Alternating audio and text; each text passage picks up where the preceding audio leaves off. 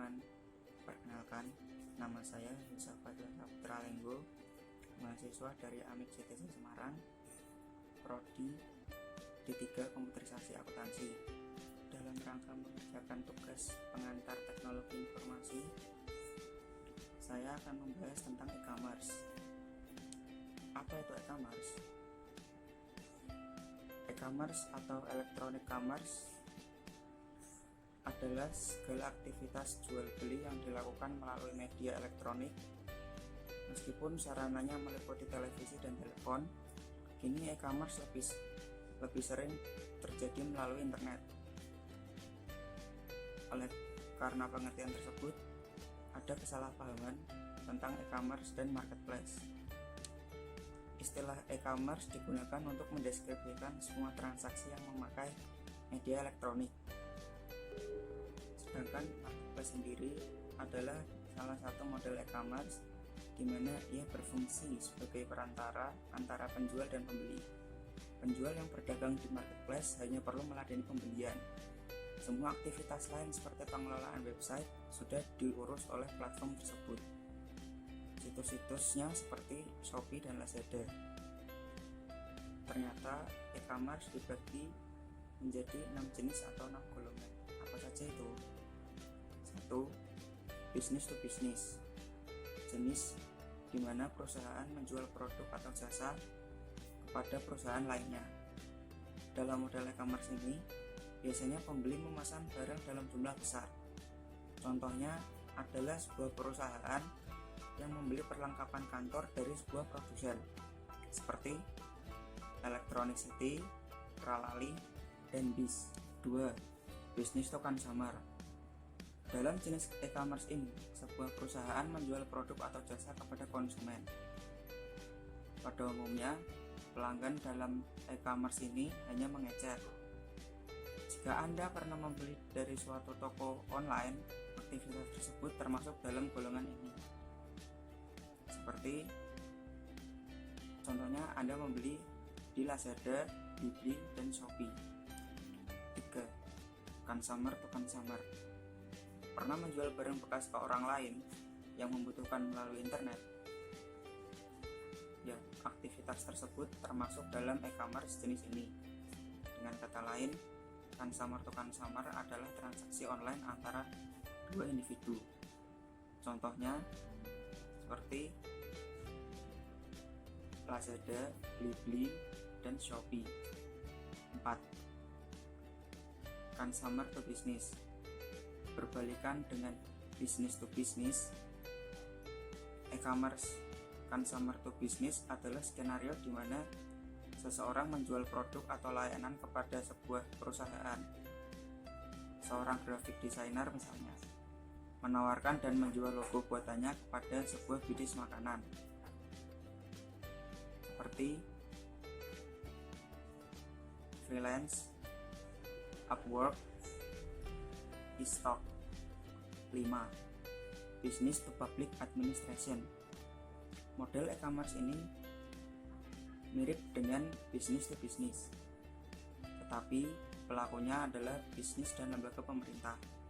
Contoh business to public administration adalah jasa pembuatan website untuk sistem administrasi online seperti Clue dan Acela. 6. Customer to public administration. Jenis e-commerce ini berjalan seperti customer to business, namun transaksi dilakukan oleh individu dan lembaga pemerintahan. E-commerce dengan model customer to public administration jarang ditemui di Indonesia. Jenis transaksi yang terjadi biasanya berbentuk jasa. Setelah mengetahui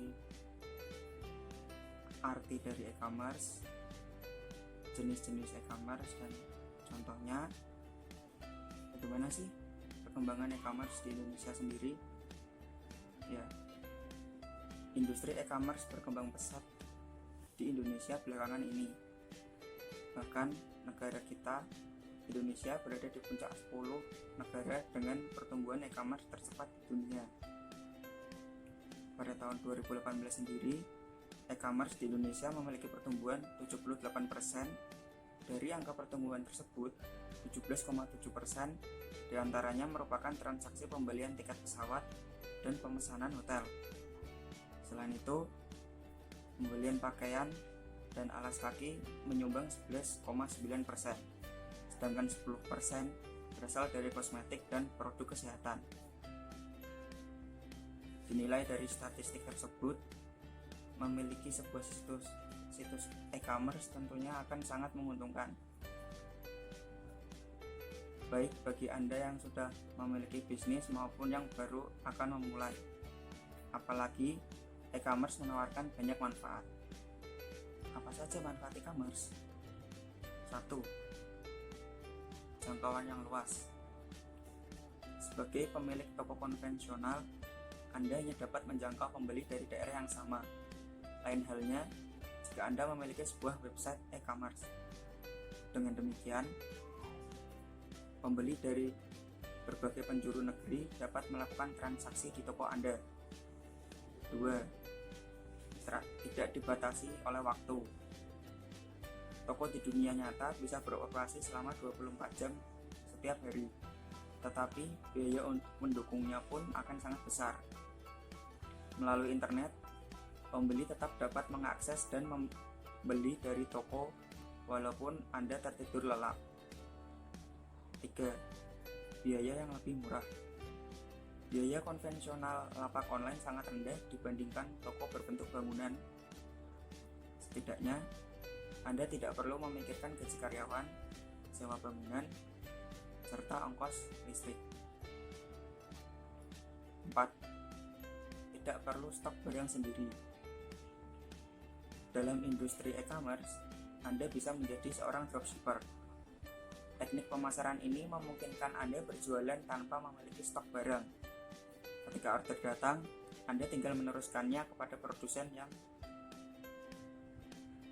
diinginkan. 5. Kemudahan mengelola transaksi dan pengiriman. Dengan memiliki toko online, Anda tidak perlu pusing memikirkan cara transaksi dan pengiriman barang. Kini sudah ada berbagai layanan pembayaran elektronik yang dilakukan melalui internet. Selain itu, barang kiriman dapat dilacak secara online. 6. Anda mampu mempelajari kebiasaan pelanggan. Menjalankan bisnis online tanpa memahami perilaku pelanggan akan menyia-nyiakan investasi Anda. Saat ini sudah banyak tool analitik yang dapat digunakan untuk mempelajari data toko online, seperti Google Analytics. 7. Kerja dari manapun.